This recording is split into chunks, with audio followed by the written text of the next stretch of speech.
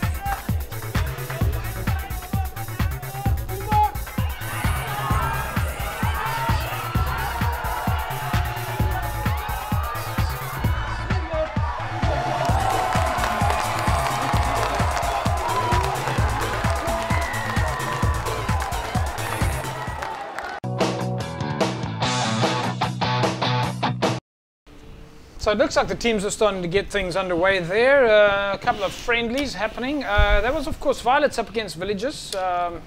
Pete, you reckon that the guys wouldn't have changed it, played against each other formally? Yeah, I think they've seen that we changed the competition a year ago. We opened the market a little bit and give more clubs the opportunity to play against the top teams. And this friendly that I just saw, I don't think Violets would have ever played against Villagers if we didn't change the competition. Yeah, so I suppose that does help with the opportunity aspect. It helped a lot creating opportunities, you know, and a team like Violets, I think they started off and they in 1 year's time they ended up in the B team. They got promoted to the B Super B, which is very good. The team can play in 2 years' time or 3 years' time. They can come from the region to the Super A. So the opportunity is there for a club to perform and taking the opportunities. Lyndon, just looking at some of the running rugby there. I mean, it's also a real club rugby, running rugby.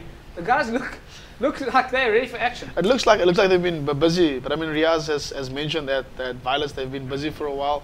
We know we had Villager that very first week. We had them there. We were at the field there. They were training, so they're doing good. And like Peter is saying, these clubs would never. There's many other competition. I mean, like these clubs like St. George's, for example. We would have taken us 2-3 years to get in the Super League A, but in a matter of a year, with the new structure that Danny Jones and Peter and Thurlow and the guys at Western Province has brought in, we're seeing that not only from a President's Cup point of view, but we're getting the promotion and the opportunity aspect of there, as you mentioned. Yeah, Donnie, from a Kuilsriver point of view, the new format. I mean, you guys you've had quite a good run of quality rugby at Kuilsriver, and I'm going to talk to you a little bit in a while also about you know, what's happening at Kuilsriver from community aspect. I think you guys have done exceptionally well there. I know Gray from Belleville Glass Centre is, of course, your vice president. Correct. At Kuilsriver. But from a rugby point of view, and how do you see the new format? How's that changed rugby at Kuilsriver? I think like the two gentlemen on my left and right said, it actually gives everybody a good opportunity and a chance to play against the bigger clubs. Otherwise, they will never have that opportunity. And how do you meet? How do you gauge the level of the standards by playing against these bigger teams? And the insert before this, we saw Violets and the team from Brookside. Yeah, that is. But it's good for rugby, absolutely.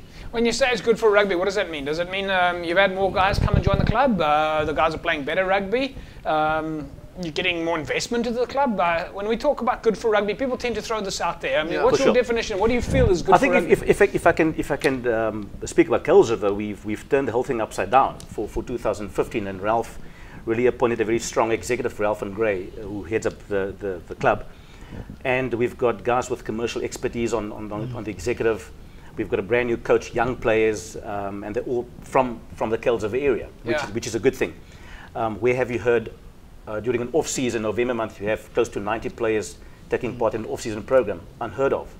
And that is what 90 guys? Yeah. 90 guys playing off-season? At the training. The training, which was amazing. I actually had to go down and check for myself, and to us, Bob, it was close to 90 folks practicing. Yeah. Do most of the guys come from a local area, or do they have to travel a bit? Or? JP, at this stage, obviously the focus is the surrounding areas. So anybody that wants to play at Kuilsriver, they're welcome. We've got players traveling as far as Khayelitsha, Gugulethu, all those areas, and obviously we welcome them with open arms. Who's your head coach this year? Kuiper Albertine. He's from the Kalen High School. He's the under 19A coach, and he's going to bring in his youngsters to the club as well. So it's a good way to invest in younger talent.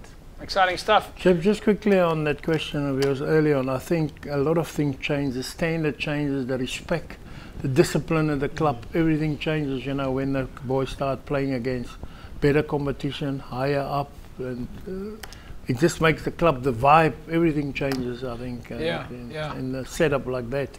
And looking at that, you can see at Violets, there's a big change there, and the setup and the vibe, everything, you know. There's a whole geest there now. There's a massive geest, I can see there. Also from a facilities point of view, I mean, these clubs, we just spoke earlier off air, how these clubs in the communities where there's vandalism and all these break-ins and theft taking place. Now you find that we travel to grounds like Brookside, we see what it feels like to play in a proper setup. Now we say like, okay guys, we got to get our setup like this. So now we have the community taking charge and ownership of their own equipment and of their own facilities, and saying, guys, let's not have this handled. If we see a guy walking aimlessly along the field, what you doing here, where you going to, where you going with that, you know, or we improve our own facilities. And you see that's because we're traveling to Marties, we want to have that same the next year we play there. We're hosting Tigerberg, we want to have the same thing. I don't want to turn this into a political discussion, but I have to ask the question because my brain tends to think laterally. You know, if you look at False Bay, a while back they were Super League A and they had to swallow a bitter pill for a while there and drop down and come and realize what the rest of the world of club rugby is about. Villages, same thing. They had to swallow a little bit of a bitter pill and they had to go. So yes, we have the clubs coming to villages and seeing the magnificent Brookside. But at the same time, the villages and the False Bays had to do a bit of traveling. And now they all have like this brotherhood. I mean, I don't know if it was you. Was it you and Gunnar from Villages? Or maybe you guys wouldn't leave the studio, you know. Whereas previously you might never have met each other. And I mean, NNK is in that same boat probably this year, where they also have to travel to territories where they've never been before. Yeah, Mamre, they're gonna have to travel to hamlets, and I've spoken to the guys at Glenn Martinez and Franco Johannes there. They've stolen a garage door at the field. I mean, the guys' gym equipment is being stolen, and they are taking ownership of this. You know, they're taking the law into their own hands, where they're replacing it, handing over the perpetrators to the police. I mean, like you said, we don't want to turn it into a political thing. But I don't want to be the I tell you something. I don't want to be the Oka breaks into Tigerberg. But they are breaking in. Someone is daring enough to break in at Tigerberg. I mean, which club do you think is the worst club to break into in Cape Town? Because I think I could throw a couple of names out there. Maar jy wil nie by daai inbreek nie. Jy weet verseker dat binne 12 uur is dit. You're gonna break your leg. Binne 12 uur is dit. It's gonna be broken. But you know, JP, you actually want to open up your club to the community, so you get everybody to come and watch a game, and unfortunately, you know, you do get the elements as well that come and take photos. Make it safe as well. I mean, you have your big games that line up for the year. You're gonna have the moms and the kids running around. You want to have all of this safe environment, an environment where ladies can use the facilities, because I know there's a few stadiums or a few facilities in the union where ladies don't go to the bathroom at them because some of those places I don't want to go to the bathroom. Say exactly. Just like, and I'll tell you something. It really is shocking. I mean, there are some of the facilities are a bit rough. All right, folks, we're going to talk more about facilities still during the course of the season. I think that there's a good relationship with the city of Cape Town and facilities and how things work there. Let's take a look now at the highlights in the match. Villages against Rangers. Of course, there were three teams there, as I mentioned earlier on, Rangers, Villages and Violets, having a bit of a friendly. Let's see what happens in Villages-Rangers game.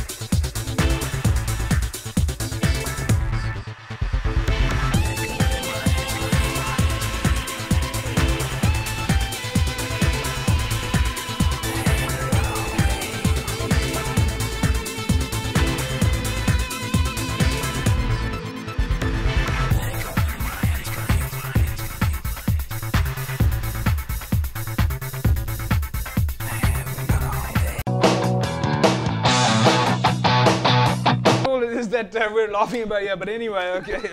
We just what were we laughing about here? No. Gaan ons I sê said to him, don't give it away to everything tonight because I'll send in some guys tomorrow to their shop Yeah, for sponsorship. so yeah. No. So guys, all right. Well, listen. Let's. I mean, we got a nice picture of the Belleville Glass Centre. Let's show you guys everything, folks. Right. I went a while back. I went down to Kelsriver's awards. We went out there and we had a fantastic evening. Actually, Donnie, it was really great fun. I mean, your guys at Kelsriver are really good fun. And I must say, over the years, I've got to know some of the guys at, like Grant and the boys at you know, and not only from Kelsriver. It's funny that we've managed to meet each other up at El Sisrafir and then Anslin, and then the guys have got together. There's a couple of stalwarts, you know, that come back over the years, and it's been great to talk to them. And of course, then we see each other at Bella on the side of the fence. You know, that sense of community is really good value. Yeah, absolutely. You know, we try and support the clubs in our close proximity, and we've made good friends with the other clubs as well. So if there's a big game at Belhar or a big game at Elsie's River Park, where the guys go down with the Braaibakke and so on, and like you mentioned Grant, he's really a rugby fanatic, and you know, he upholds the spirit at Kelsriver. So, and it was, of course, at those first awards that we went to that we met Gray Smith, the Chief Operating Officer at Belleville Glass. Chief Operating Officer, is that right? Yeah, Operations Manager. Operations Manager, of course. Ashraf Smith, sorry, he's your CEO. He's the CEO, correct. And Gray is your Operations, Chief Operating. I don't know, you guys have got so many titles. We're just calling Operations Manager for now. Operations Manager, Gray Smith, we interviewed him on the night, out of the blue. And 3-4 years later, folks, we're proud to say that Belleville Glass has come on board, or should I say Belleville Glass Centre has come on board as a supporter of Cape Rugby TV. And you know, folks, in the community space, in the club rugby space, it's very hard to get people to buy into, to have faith in your organisation. Now, Cape Rugby TV has been running for 5 years, and I think by now we've proven that we have an excellent track record. We're one of the biggest shows in the country. We've got hundreds of thousands of viewers. And of course, we're aligned with Western Province Rugby, which is the South Africa's top rugby brand, if not the world's biggest and best rugby brand. So we've ticked all the boxes, but not everybody wants to come on board as a sponsor. So it takes a bit of a leap of faith. So a massive, massive thanks must go out to Ashraf and Gray over at the Belleville Glass Centre. We've got a little photograph to show you of Belleville Glass, and there you see it, a little picture of the guys in their shop out on the Belleville Glass side. Donnie, tell us a little bit more about what Belleville Glass Centre does. Well, JP, it's 3 divisions. It's flat glass aluminium, and then there's auto glass as well. So the big operation is auto glass, and that's the primary focus. The company started 30 years ago, 30 years plus, and it's been growing and growing and growing ever since. Gray and Ashraf has built a very, very strong brand, and they're well known in that sector of the business. Quite a big organization with a huge staff complement. They've got mobile units, and their service is really, really impeccable. You know, from a community point of view as well, you know, 13 years ago, when I met Gray and I said, look, you're a community man, what's your take on getting involved in club rugby? And he said to me, absolutely yes. And that was a Sunday morning over a plate of curry and a few lemonades. And he said, absolutely yes. And that was 13 years ago. And the idea was not and he stayed with Kelsriver for 13 years. As a primary sponsor. For 13 years, that's incredible. For 13 years. Not just that, JP, we've actually expanded our sponsorships to various clubs as well. Elsie's River United, amongst others, Strand United, Scottsdene, and obviously Kelsriver being the club because we live in the Kelsriver community. Yeah, you have to have your own club. Absolutely. You have to have your favorite club. Yeah. No, but it is incredible. In fact, folks, we're going to show you a quick photograph of the glass that was donated. And how did this come out? I mean, yes, we've been talking for a long time about this kind of thing, but it was ironic that the day came. You know, folks, in terms of how we operate in the smaller TV space, even though we've got a massive show, a lot of it is about the resources behind the scenes. And it wasn't so long ago that we needed some glass. We put it out on Facebook. That's how it started. And within an hour, we had a phone call from you guys at Belleville Glass Centre, and there was the offer. So you know, to Gray and the guys out at Belleville and Ashraf, really a massive, massive thanks. So Donnie, to you guys, you know, you're the one that made it happen. I've just got to say thanks for coming on board with the support. You're welcome, JP. All right, folks, we're going to talk more, and in fact, let's quickly cut away to a shot here. You can see it now of the fantastic little glass box that Gray built us there. You can see it right now on the set. It's a beautiful, beautiful little enclosure for our studio here at Cape Rugby TV. You can see it on your screen right now. and that is absolutely fantastic. It's been soundproofed, as you can see, a very professional studio would look. So beautiful stuff. There you go, folks. So get out to Belleville Glass Centre and make sure that you get in forever your glass from Ashraf and Gray and the guys, and we'll tell you more about that during the course of the year as well, about the kind of services that Belleville Glass offers. So a big thanks. And of course, you'll see Kaizersriver Boys, the Caleb Boys rugby jersey. It's going to be up behind me on the set during the year. Of course, we do rotate the jerseys here, but you'll see the Belleville Glass Caleb Boys jersey up in prime spot on a regular basis. Folks, we're going to take an ad break, and when we come back from the ad break, we'll catch up in the match between Villagers seconds and Violet seconds. Back in a sec. Welcome back, everybody. Cape Rugby TV. Remember, you can find us on Facebook, www.facebook.com/Cape Rugby TV, and you can find lots of photographs from the studio itself. You can find photographs from the club rugby players. And don't forget, you can follow us on Twitter @Cape Rugby TV. And remember that hashtag #ComChallenge, #ComChallenge for the community challenge matches that are happening at the moment. We'll get into the results of that in a sec. Let's quickly look at the action between Villagers seconds and Violet seconds.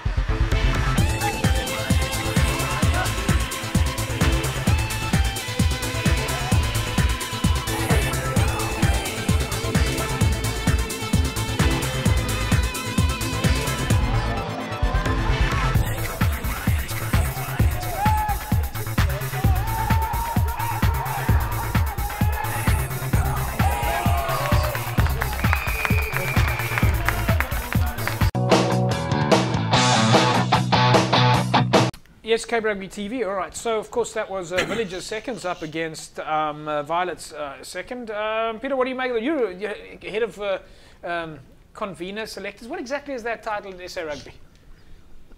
The chairman of selectors, JP. The chairman of the selectors committee. Yes. So you've got a lot of selectors on your committee?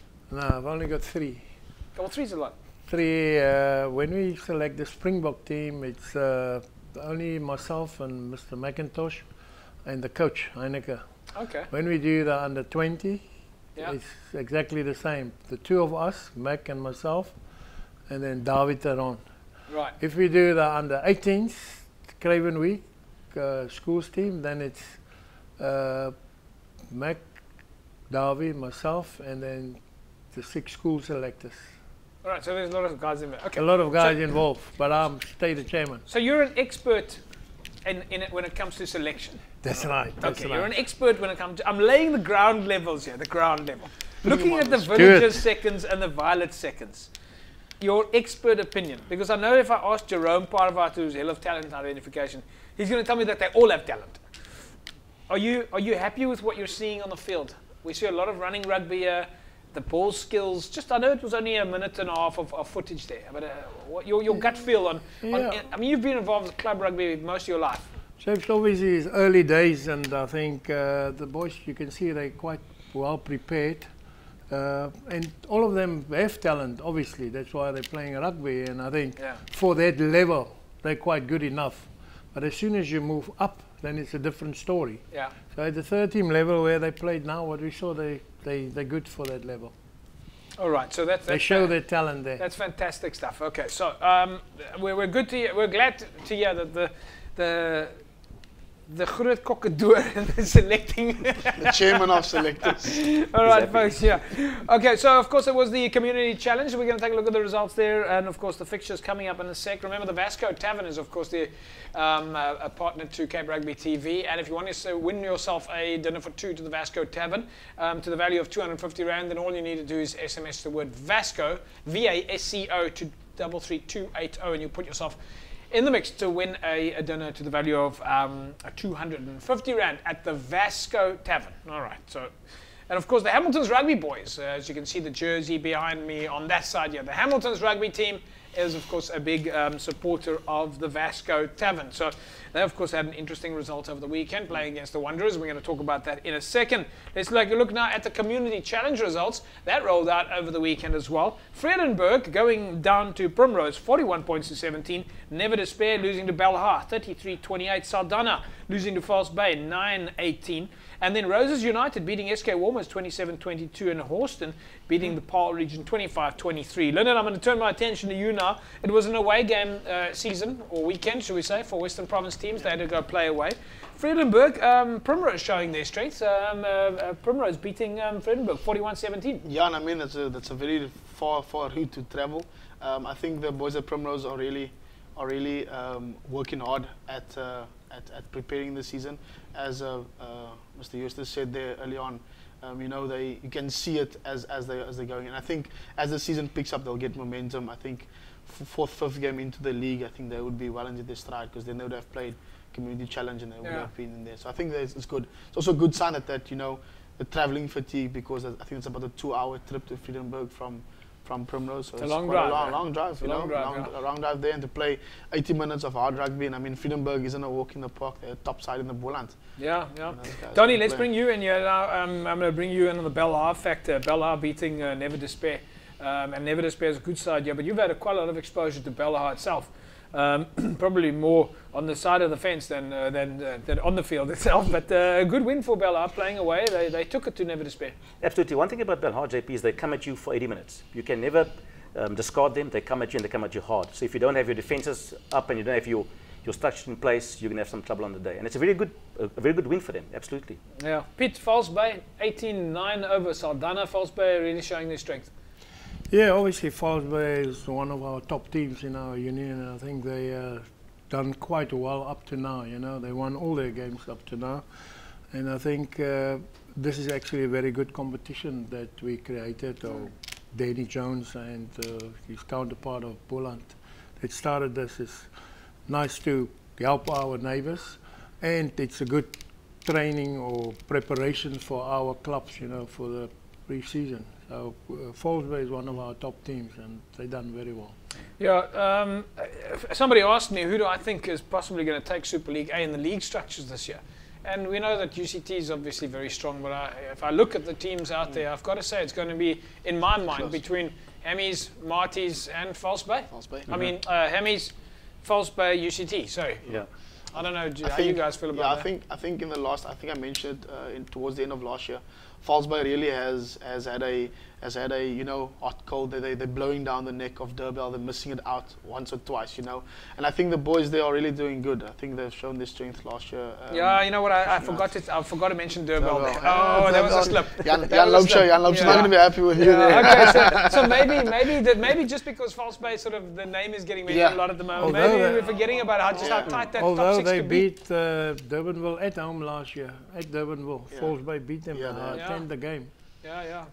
So maybe that race to the league challenge is not going to be as simple as we think. That there's going to be two top Six very, yeah. 5 top There's teams. Are about we writing six- Marties off just yet? No, I don't think 6 No, you top can't. teams. You can even throw Belha in there as well. Yeah. Belha is doing very well, and I think they will be quite a force this year. Okay, the other team that is going to be a little bit disappointed is SK Warmers. They played away to Roses over the weekend.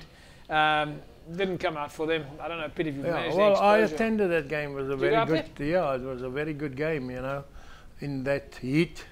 I think Scottskloof have got a very young team at the moment, and they're playing very good rugby. They were a bit unlucky at some points in the game, but it was a good game, and I think they've got a lot of potential, Scottskloof. Strong points, weak points? Yeah, I think their forwards, they got quite a good pack of forwards, youngsters, and then also their backs. They're very young. I think it's quite a number of their juniors that's coming through. But I think giving them another 2-3 games and they will be ready for the season. You know, when the league starts, they will be a force in the league. And then Horston beat Paarl, so Paarl will be a little bit disappointed. But Paarl, I think, didn't they play a game or two in the week before that? Yeah, they played on Monday night or Tuesday night. They played against the Vodacom Cup team, and I think that most probably get to them, you know, the weekend. I think that's another opportunity that we created for the Paarl region, you know, to play as a team in this competition, and they done quite well up to now. They were unbeaten until Saturday, and you know, to go to Austin is very difficult to win there. I always say, you know, they've got like a little copy like Marikana where the spectator sits on, and it's difficult to play there. And Austin, I mean, Paarl was a bit unlucky to lose with 1 point on Saturday. Yeah, I must say, it's a little bit sad for Paarl, but I have to think if it was the same players that they would have been tired in the week. You know, to play against the Vodacom Cup, and you can be sure they wouldn't have been holding back. And they're working as well. I mean, they're probably working as well. You know, these guys aren't in a training program like the club to Vodacom side. For sure. You're playing on a Monday evening. You play against your provincial club side, so you obviously want to go at it. You know, it's a huge crowd in Paarl. Tal Josephat is usually full. Yeah. So you want, and then just as you finish playing 2 days, you get a break. The next day, now you've got to prepare for Austin for Marikana copy. So you don't really know. You don't know what to expect. I think the first and foremost, you can bet that team came out hard at the Vodacom side. You know, and it's playing a provincial side. It's difficult because these boys, they are conditioned. And it's, look, I take my hat off to the guys for taking on that game, but it's going to maybe just a step too far. Yeah, all right, maybe just a step too far. I think possibly a little bit of a breather there would have been maybe a slightly better strategic option. But I must say they do quite well. You know, we're quite happy with their performance up to now, the Paarl region. Yeah. Yeah, but I mean, they've also had good support. We've spoken about this now a number of times on the show. In fact, we managed to get them on the TV show, and we've been watching their progress. So yeah, we're aware of the fact that the Paarl guys are really making an effort and doing extremely well there. Let's take a look at the Community Challenge fixtures coming up then this weekend. It's False Bay at home against Horston. So all the Province guys are playing at home this weekend. False Bay and Horston. Belha take on Saldanha. It's Paarl and Roses, SK Warmers and Frenburg, and then Primrose are up against Never Despair. We're going to tell you before the end of the show which game it is that we're going to this weekend. It certainly looks like it's going to be exciting. False Bay and Horston, Belha and Saldanha, Paarl and Roses, SK Warmers and Frenburg, and Primrose take on Never Despair. Right, it's the Community Cup second round results. Then, of course, Community Cup has been rolling on. You would have watched some of the action over the weekend on some of the other channels. Let's take a look at the results there. Durban beating Springs 73 points to 19, and Hemis drawing with Wanderers 40 points to 40. I'm not going to go through the rest of the results there. Let's quickly look at the Durban beating Springs. A good result for Durban, certainly showing their merit and why it is that they are a force to be reckoned with. And then I think the game that was televised over the weekend, which we would have all been able to see, was Hamilton's up against Wanderers. Gents, any of you catch that game? Yeah, I watched the game. I was at the Alderburg Extreme 7, so I catch the second half. I think it was very hot. It went back and forth the whole time. I think Vaseline Wanderers came at Amis, but I think Amis just stood out. I think the guys there, Jody Birch, you know, Neil Clegon, Monty Dumont, these guys, they really, you can see the experience coming through and handling that pressure. I mean, Monty slaughtered that last penalty. A couple of bad luck moments there. I know Morgan Newman got a little bit of an injury, and so there was a bit of a freak injury on the Wanderers side as well. But when Neil Clegon came on, he took those caps. It was a fantastic try. Yeah, it was. You know, he's been our man of the match before here on Cab Rugby TV. So Clegon really managed to swing it back into the favour. But you know, I was speaking to Dean Berry from who's the coaching director there. I think head of director of coaching, I think, or whatever the title is. But Dean Berry from Hamilton's was telling me that he really thought that it was a very a good spectacle of rugby. I don't know, Donnie, if you managed to catch the game on Saturday, but a lot of running rugby there from both sides. JP, what stands out for me, and that's probably what selectors will look at. I managed to catch the game between Evergreens and Worcester the week before. It was played in pouring rain, and this game last week at Hammies was just the opposite. But the skills level of the players is phenomenally, it's right up there. And I'm sure that is what selectors will look at, because if your skills are there and you play a good brand of rugby, I think that you're pretty set for a good season. But also, I think what you can see in these results and these matches as these competitions go, you can see which player, which team has really been working hard in the off season. You know, you have all these camps going. Every club is, you know, it's like with a good brand of rugby. You know, the terms are throwing around. It's training camp, conditioning camp, strength and conditioning coach. So you have all of this, but you know, you can really see it in the results. Yeah, let's take a look at the third round fixtures coming up now in the Community Cup this 7th of March, this coming Saturday. Worcester Villagers are up against Hamilton, so Hamilton's got another away game this coming weekend, so it's going to be a bit of a crunch time for Hamilton's, and I'm pretty sure that they're going to be rather tired. But good luck to Hammies then as they take on the boys in there. You see it, of course, the Hamilton's jersey. And of course, remember, Hamilton's, of course, a proud supporter of the Vasco Tavern. And you just need to SMS the word Vasco to 33280 to put yourself in the mix to win a 250 Rand dinner voucher to the Vasco Tavern. We'll put that slide up for you in a second. If you want to go to enjoy yourself like a espetada or a chicken prego roll or whatever it is, they've got some really, really good wine there as well. 33280. Of course, it was the Helderberg Extreme Sevens over the weekend, and the final results there: UWC going down to Marties, 14 points to 12. Young People's going down to Vix, 27-21 in the semi-finals, and then of course Marties are walking away with the trophy in the finals, beating Vix 29 points to 8. So congratulations to Marties, walks away with the Helderberg Extreme Sevens title. We take an ad break, and when we come back, we'll take a look at the Varsity Cup results, the Varsity Shield results, as well as Super Rugby results and fixtures coming up this weekend. Back with you in a sec. It's been all action in the Varsity Cup as well. There's been some incredible results, and let's quickly look at those results that happened on Monday night. UCT, as we said, a dominating force, beating CUT 90 points to 8. It was, of course, home ground advantage for UCT. Pucker beating Tuks 42-37. Shimlers beating Marties 21-16. And NMMU going down to UJ in Port Elizabeth. Let's take a look now at some of the action picks in the match. Shimlas against, or at least UCT against CUT.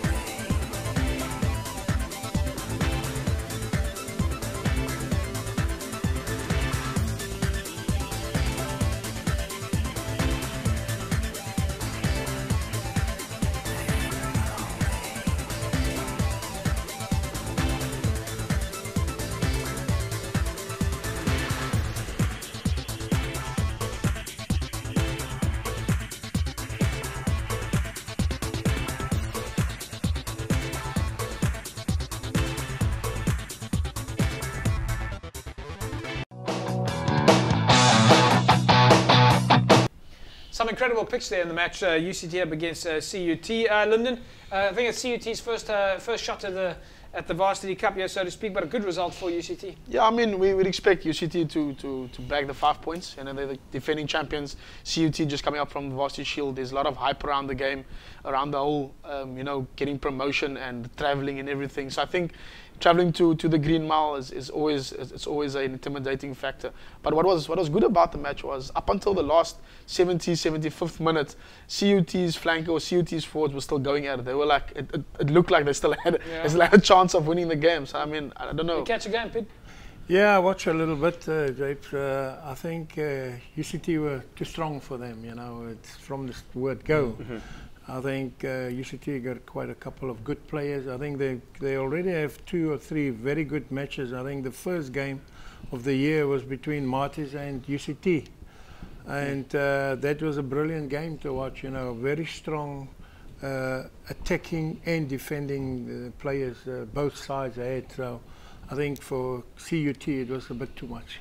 A little bit too much then for CUT. All right, of course, the other one was Marty's going down to Shumlas, and yeah, Marty's just struggling a little bit in this varsity cup, and well, we'll have to wait and see if they're going to make that comeback. Let's take a look now at the fixtures in the 5th round coming up. As Marty's going to be a home ground advantage against UJ. Of course, playing at Stellenbosch. NMMU take on Shumlas, Tuks take on CUT, and then UCT travel away to take on Pika.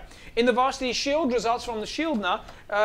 Fort Hare beating TUT 29 points to 18, and then UKZN beating UWC 21 points to 5. Let's take a look now at some of the action picks in the match. UWC against UKZN.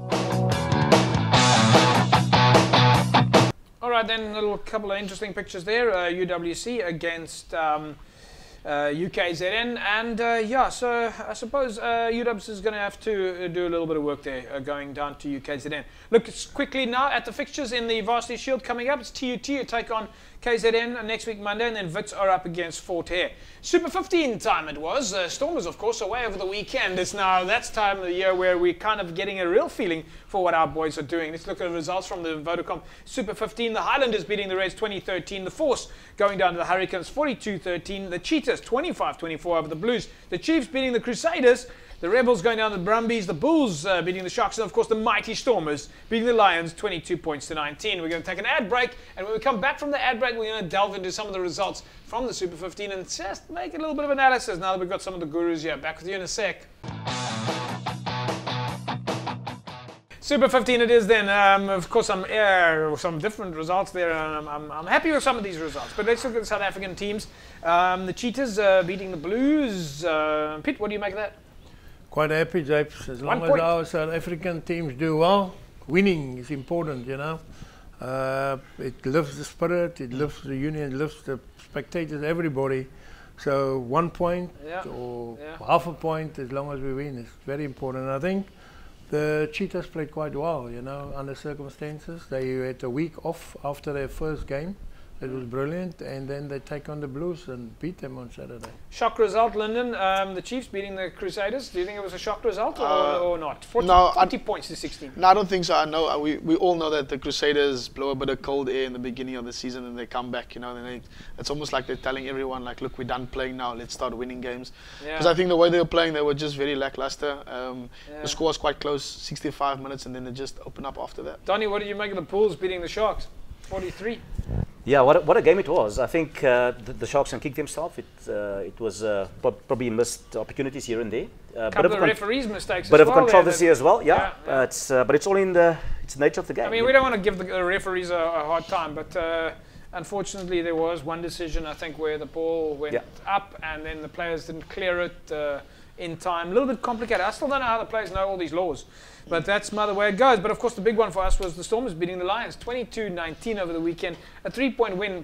I mean, really, considering our lock situation at Western Province, the guys really showed quite a lot of character. Yeah, definitely they show a lot of character, and I think in that conditions, because apparently it was just storming before the game, and the way our boys play and the way they defended, especially towards the end of the game, was brilliant, and I think we have to take our heads off for them. But and also on the attack, they done quite well. But I think that our captain do a brilliant job. He leads the team very well from the front. It's like, but I must say, I was watching our scrum, and those three in the front row now. And then when they then brought on the other three, they brought on Kebel and Skara, and it was just a Queensley. And I saw Johan Ackerman immediately made the change and brought his fresh guys on. But more than that, you talk about the captain.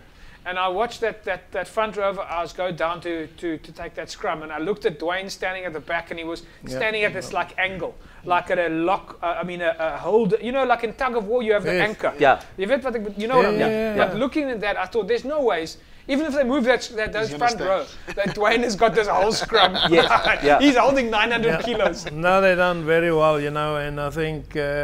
But Province play quite a nice brand of rugby at the moment. They mix it up very well, you know, with forward play and the back creative play with John de Jong, and they have Colby and Dylan Lates and even Damien at the back, you know. They done wonders for the team. Absolutely. And I think since we get good ball from the front, the backs can run around and do what they want to do. So great stuff. It's good for us or the province to win all the time. Absolutely, Yeah, no, absolutely, it's good stuff. Super 15 fixtures then this weekend. The Chiefs are up against the Highlanders. The Brumbies take on the Western Force. The Blues, the Lions, the Reds, the Waratahs, the Cheetahs, and the Bulls. And then, of course, at home at 7 o'clock at Newlands, it's the Stormers up against the Sharks. So make sure you get on Newlands at 7 o'clock. You would have been finished with all your club rugby activity. It's enough time for you to get on Newlands. Kickoff is at 7 o'clock. Make sure you get down there. Let's quickly look at the South African Conference, the logs in the South African Conference. And it's nice to see that the Stormers are top of the pile there on 12 points, followed by the Cheetahs, the Sharks, the Bulls, and, of course, the Lions. All right, folks, do you want to win yourself a dinner to the value of 250 Rand? All you need to do is SMS the word VASCO to 33280, to VASCO to 33280, and you put yourself in the mix to win yourself a 250 Rand meal voucher. Couple of club rugby friendlies coming up this weekend. Very exciting. Strand United are up against Caledonian Roses. Hands and Hearts take on Darling, Allendale and Stelkor, Belleville and Tygerberg. That's going to be a bit of a derby match. Get down to Belleville at least and check that out. Kells River Boys are up against Strand. Busy Bees take on Silvertree, and Brackenfell are up against Hamiltons. So it's going to be a crunch time there, and I would say the pick for me, it's hard to say, but there's going to be some really exciting games there. Donny, Kales River, you guys take on Strand. It's a bit of an interesting match for you guys. Yeah, JP, we haven't played them for a number of years, and we're pretty excited about the upcoming contest. We've got a brand new coach. We've got brand new players, you know, so it's going to be good to see how these youngsters fit into the Super League B mold, and yeah, they have to go out and prove their worth. You guys did pretty well at that Westbank Sevens there, where your Kells River boys were out there, and I think we've got a picture of your trophy winners at the Westbank Sevens. Let's take a look at the picture there from the Kells River boys, just to make sure that they know that the Caleb boys are being recognised. There you go. Donnie, tell us about those shots. Kells River Super Season, you would call it. Absolutely. JP, the shot on your left, obviously, that is the title we won out at Malmesbury. A very good side coached by Warren Isaacs and Gerard Matroos and his management team there. And we're very fortunate that 10 of our players got selected for the Western Province Tenza side. It just shows you the quality of the players. And my colleagues next to me, they would have seen them. They're very, very good players. And they play with a lot of heart. You excited about the season? Absolutely, without a doubt. JP. All right. There's Western Province Rugby is, of course, holding a Box Smart seminar this coming weekend. That's at Hartia S. Belleville. Starts at 8 o'clock in the morning, finishes at 11 o'clock. You can contact Dudu at wprugby.co.za if you want to get out to the Box Smart course. Let's look at some of the other events there, also courtesy of Western Province Rugby Football Union, on the 21st of March at Belleville, and on the 28th of March it's the Introductory Referees course, and you can contact Benteron on the email address benteron@wprugby.co.za. Cape Rugby TV Super Brew Pool is of course in action. It's great fun for the boys, and every week we give you the top 10. It is Shbu 0123 in first place, Rudy, The Master, Mansell, Trotsky, Speedway, Burger Cop, Biza, JC Bernardo, and Leo. Those are your top 10 in the Super Brew Pool.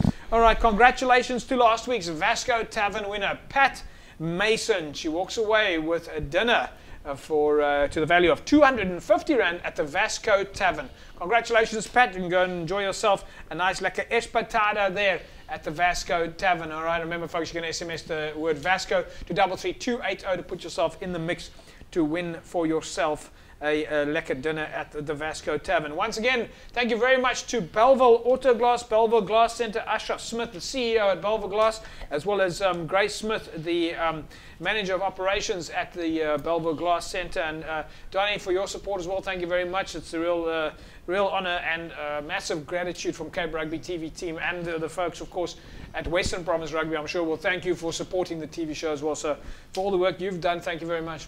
Only a pleasure, JP. And we're looking forward to that. Right, folks, that's of course a wrap from us here at Cape Rugby TV.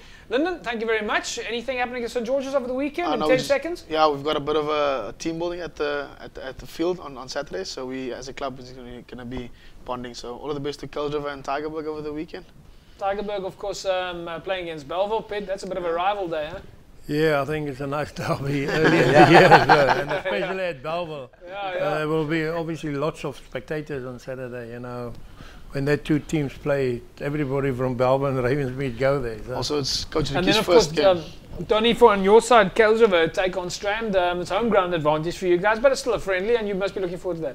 I can tell you, JP, the guys are taking the game very serious because they want to prove their worth. So we've got, like I said, new players, the youngsters, brand new players, he said. Brand new players, fresh off the banks, and we want to encourage all our spectators to come down and see what we've got to offer. Right, folks, that's a wrap from Cape Rugby TV. It is, of course, Wednesday night, and remember, you can catch our repeat at 9 o'clock on Saturday morning as we bring you a repeat of this week's show. That's a wrap from us. We'll catch you again next week, same time, same place. Have a fantastic rugby weekend. Bye-bye.